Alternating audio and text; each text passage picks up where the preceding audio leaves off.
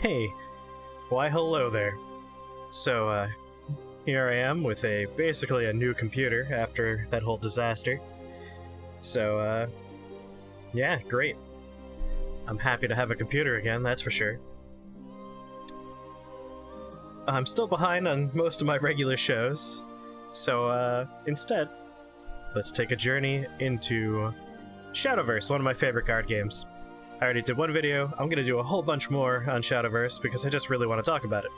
And today we're gonna be talking about a nice Havencraft deck that's built around Elana's Prayer. I would consider this to be a fairly budget deck. I know you're looking over here at Heavenly Aegis and you're like, budget. But hear me out. I'm gonna show you 3 games where Heavenly Aegis doesn't even enter my hand. At no point do I even have the option to play it. And you're gonna see that this deck works just fine without it. I'm considering dropping the card from the deck to make room for maybe another Tribunal or just another heal. But let's just get into the thick of it. Let me quickly run over a few of the key cards in here. So Elana's Prayer. Whenever your leader's defense is restored, everyone on the board that's on your team gets a +1/+1. So if you get 2 of those out, everyone gets a 2/2. Everyone gets a 3/3 if you have 3 of them. Tribunal is a non-targeted destroy effect, which is going to be very important for shadow matchups, because that goddamn Spot of the Abyss is a nightmare. Same thing with Themis' Decree. Destroys everything on the board, doesn't need to target it. Priest of the Cudgel. If you are playing Havencraft, you want to put this in your deck, just period, full stop. It's probably the most effective double trade you can get on turn 4, and it's useful later on, because when you evolve it, you get rid of a minion with 3 defense or less, as a banish, I might add, and then you just trade into another body. Everything else on the table, Odette White Swan is going to come up in one of these clips in a great way. Not necessary to the deck, but a very good addition to the deck. Who else is really good? Oh, Tenko. Good god, such a good card for this deck. Anytime anyone attacks, if she's on board, they'll all get +1/+1. So you could definitely see the combo potential there. Everything else is pretty standard. You want a Grimnir, it's a really good early game drop, and if you make it to turn 10, it's obviously a really good board clear. Holy Water is good heal and draw. You want some of those. Sacred Plea is just card draw. We only really have one other important countdown amulet here, and that's Beast Call.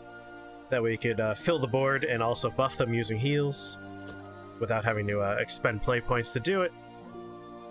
And that's about it. Everyone else on the board heals and draws cards, maybe. That's pretty much it. Everyone's very much focused on the task at hand. Heavenly Aegis never shows up because I only have 1 of it and I refuse to craft more. It's a good card. Like, if you get it on the board and you buff it, you have just a massive thing that will never go away because it can only be affected by things that change its attack and defense. And how many of those cards do you see in the game? Alright, well, that's enough talking about the cards. Let's see the cards in action. Alright, so into game 1. Got some Dragoncraft. And, again, you're gonna see that despite the fact that Aegis is in the deck, it won't show up. And if you wanted to make this deck and not have a single legendary in it, you could replace Aegis with any heal card of your choice. Or removal or draw, anything that's gonna basically increase your consistency. That's the only thing you need to worry about. As far as mulligan's concerned, I would say you want to go for having one of these in your hand as soon as possible, because if you could drop that on turn 3, you're going to have a good time.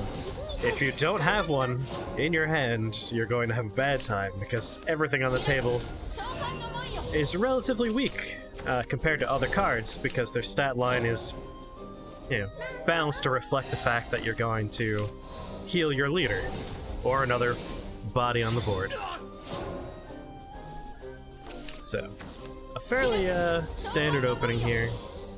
They're dumping a bunch of things that are drawing more Dragoncraft followers, and I'm just hoping that Unica will proc there, and it did. We got our +1/+1 with the Elana Sprayer, and we have a bigger threat now. That's the whole deck. Like, there's not much more to it. The idea is to put bodies on the table, heal your face, and make the bodies bigger. And it's one of those snowball effects. It's always gonna get bigger and bigger and bigger, and your opponent's going to have more and more trouble taking care of the problem. They're gonna have a lot of interesting drops with Hamza, a card that I only ever see in Arena in Shadowverse, so it was exciting to see it here and constructed. It's actually a pretty good counter for what I'm doing, because Hamza shows up, it's a 0-2 to begin with, and its attack is equal to the largest enemy opponent. So now that I have an 8-6 on the board, I didn't trade, I wanted to get that face damage in. And he's going to punish me for it with another Hamza. Here it comes, any second now. Come on, there it is. So now he plops down an 8-2 and clears out my 8-6. Of course, it's not a great deal for him because he loses his 10-4 and he's stuck with just his 5-2. A decent card, but I mean, come on. If I had a Priest of the Cudgel, that would just be a free banish. And he already used all his evolve points using his Hamzas to take care of my early threats, so he has nothing going into the mid-game. No more evolve points. Poor baby. Ooh, into the Looking Glass. I actually have something I want to show you guys. That'll be a different video, but you can do some fun things with that card. Priest of the Cudgel. I'm also going to be showing you some fun stuff with Odette here. Not in this match. Still a great card, as you can see, heals itself and my face and anything else that's on the board on my team 4-2, which of course procs both my prayers here. He's doing a decent job of healing the damage I've done to him, but that's not going to matter soon. Plopping a Tenko down, healing and drawing with Monastic Holy Water, which is a good card for this deck. It's a nice cheap heal, so it's gonna go with your prayers, and of course, it's gonna make everything big. And as you can see, Tenko here just making some huge bodies. And then Odette making everyone even bigger. And I'm pretty sure at this point they concede, because what are they going to do against a 15-15 and a 14-14? There they go. Bye. Sorry. One thing about this deck, though, you will feel bad playing it sometimes. Alright, right into the second game, this time against Bloodcraft, who you will see a lot of right now. With Spawn of the Abyss being as effective a card as it is, you're gonna run into this guy, or Vania, who I personally play as, a whole bunch. Thankfully, again, we are playing Havencraft, which on its own is already a pretty good counter against Blood, and we are built specifically with Spawn in mind. I have Tribunal of Good and Evil and Themis' Decree in here almost exclusively to deal with Spawn of the Abyss. If only it was a banish, so he wouldn't take that death rattle damage, but that's fine. Or Last Words. Yes, Last Words. Sorry, I also play a lot of Hearthstone, so sometimes those terms will slip in. Ah, there's Elena's Prayer, showing up just in time. So some of the other cards here, I didn't really go into them in detail before. Radiance Angel is both a heal and a draw, which is a great combination, and he's not a terrible body. I mean, a 5 for a 2-4, he's not very good. Also, you're gonna now see Priest of the Cudgel doing his good work. So, he's a turn 4, he's our first evolve. We don't have to worry about this guy's effect of summoning a bat, because he's just gone now. And then he trades. So Priest of the Cudgel, almost always a very, very effective 2-for-1 trader. I cannot see why you would make a Havencraft deck and not have him in it. He is just what you want. He does his job and he does it well. So as you see, Beast Call Aria has now produced 2 bodies for us, and now we could play a heal and draw and not have to worry so much about not having a same turn attacker because this guy comes in with Storm. We're also going to go for a trade and an evolve here, because I'd like to have a nice empty board going into some larger bodies. So, you can see we're already on turn 6 here, and he didn't play a certain card on turn 5, that card being Baphomet, who will, of course, tutor goddamn Spawn in the Abyss right into his hand. So the fact that he didn't do that on turn 5 meant that I was pretty confident I was going to win this without all that much trouble. So we're going to use Tenko here for a nice double buff and a trade, since her evolve and attack buffs us, and then this guy's attack buffs us as well. And I'm pretty sure they're going to concede here because, again, a 7-6 and an 8-7, not easy to deal with. So it's a very effective deck, and it's a nice cheap one, too. Alright, going into our last and final match with this deck, we have Runecraft, who you're also going to see a fair amount of on the ladder these days. Dirt's pretty good. I actually have a very fun dirt control deck that I will probably be showcasing in the not too distant future. It's a lot of fun to play. I just really like control decks. It's one of the reasons why I migrated away from Hearthstone and into Shadowverse is just the deck variety in this game is so much more impressive than it is in Hearthstone.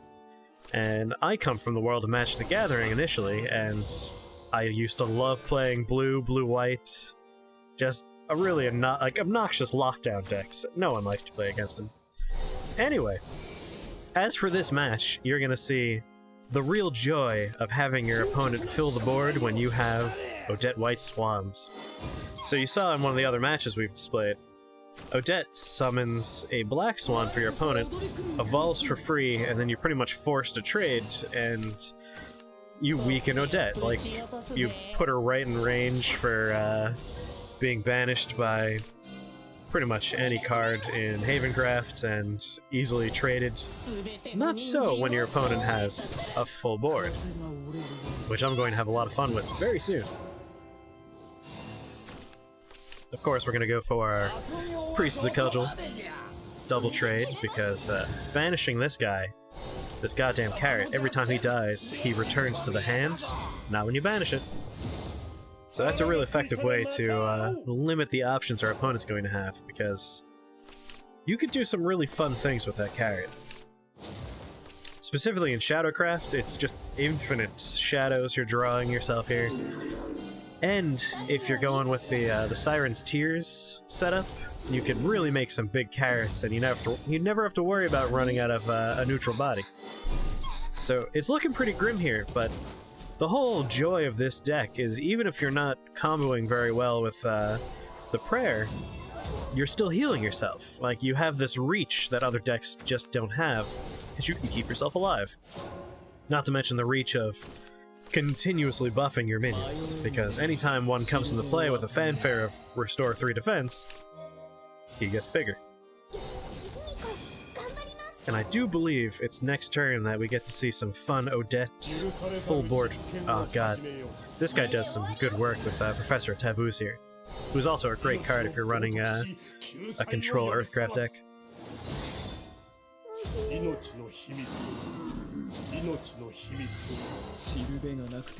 As you can see, he has an Earthright. Come on, let me read it. You stop that. His Earthright will destroy a random enemy follower. So him having these two guys here, these two Earth Sigils, means as long as this guy's alive, when he ends his turn, he's going to get rid of one of my bodies. However, I don't have to worry about that too much when he has a full board like this, because Odette White Swan will summon the Black Swan off-board. So that's a free evolve that I didn't have to pay for. I get my free heal, my free buff, and a nice trade. Oh, there's my free heal. Sorry, I also played the Holy Water. So, you can tell they're a little bit desperate when they're returning Earth Sigils to their hand just to draw. Mutagenic Bolt. If you're playing as Runecraft these days, you're probably going to want to be running that card to take care of Spawn of the Abyss. But again, it doesn't matter that you turn it into a rat. I'm just going to keep on making that goddamn rat bigger and bigger. And that 1 damage to both of us really going to be cancelled out by the fact that I'm going to be healing constantly. I'm pretty sure this match is going to be over very soon because, again, we got a lot of large bodies that are hard to deal with. Again, even if you turn them into rats, the beauty of this deck is that you can make those rats bigger and bigger. So when they do 1 damage to both, that doesn't really matter, because they're going to be doing 2, 3, 4 to the opponent's face as well. Oh, and you may have noticed, as we play these 3 games, no Heavenly Aegises here. Aegis. No indestructible douchebags.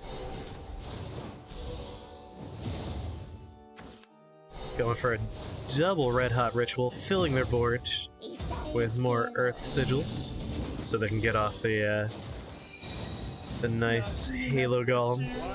It's a very nice card. See, if you're playing Levi after you've run out of evolve points, you're just wasting your time. He's a 2-cost 2/2 who does nothing if you don't have an evolve point. If you can evolve him, let's just pause this for a second. You got a Crimson Sorcery, which is a 1-cost 3 damage spell, which is a fantastic spell, making him one of the best cards you could be running. He's in every Runecraft deck. If you play this game even a little bit, you see him when you play against Runecraft. I've also been enjoying the new Levi card, Young Mage Levi. Probably not his actual name. But he does 3 damage to a target, or if you have an Earth Sigil on the board when you play him, 3 damage to all opponents. He's a 6-cost 4/4 with a board clear built in, making him one of my new favorite cards. So as you can see, they just filled the board again, and I'm about to draw 2 extra cards. Can you guess what that card's gonna be? There it is! Odette. How I love you. So another free evolve from Odette. I love it. I love when they fill the board and I'm playing this deck. It always feels bad because they have all those minions, but yours are going to be bigger, and you're going to get a nice free evolve out of it. And then, of course, everything's going to get healed and bigger again. And then your opponent's going to concede, because what are they going to do? Goodbye. Sorry, though. Again, you're going to feel bad playing this deck. Alright, well, that was the Healcraft deck, as I have it named here. You can see some of my other stupid names in the background. Neutral trees. We'll be getting into some neutral stuff pretty soon. But, as someone who doesn't have all that much money to throw at card games, I try to, every once in a while, put a few dollars into Shadowverse just to support the developers. But for the most part, I'm a largely free-to-play experience here, which is why, again, I don't have a playset of Heavenly Aegis. Stupid card. I put it in here because I have it, and I just want to get some use out of it. Still have yet to, I guess it's carried 1 game, but I'm not going to display that game, because I'm more interested in showing you what you can do with just gold, silvers, and bronzes here. Because again, you could drop Odette, replace it with any other healing card, that's fine, but as you can see, if you have a few, and you might if you've been opening boosters, it's real fun to play it when your opponent has a full board. I can only imagine their frustration at that one. Themis' Decree you're probably going to be running, as well as Tribunal of Good and Evil. Those are probably the most expensive cards for someone that's trying to craft this. And again, they're almost exclusively for taking care of a certain Spawn of the Abyss. Although again, a board clear is nice to have, so Themis' Decree is real useful if your opponent gets a little bit too much steam before you manage to get your engine going. But otherwise, a good, effective budget deck. So, you know, if you're looking for a good way to start playing Havencraft, which I have been for quite some time, I never really had a good Havencraft deck, this is the way to go. Feel free to drop Aegis, replace it with anything you want. As long as it heals you, ideally heals and draws a card. Like, hey, turn this into another Monastic Holy Water, And the deck is probably better than what this is right here, so give it a try. That's it, I guess.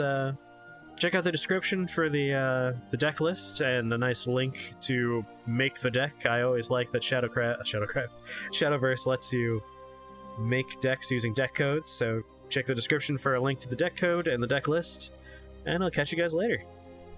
Next time, we're going to be checking out a certain neutral swordcraft deck that has a nice unexpected evolution combo that your opponents will not see coming. Alright, bye-bye.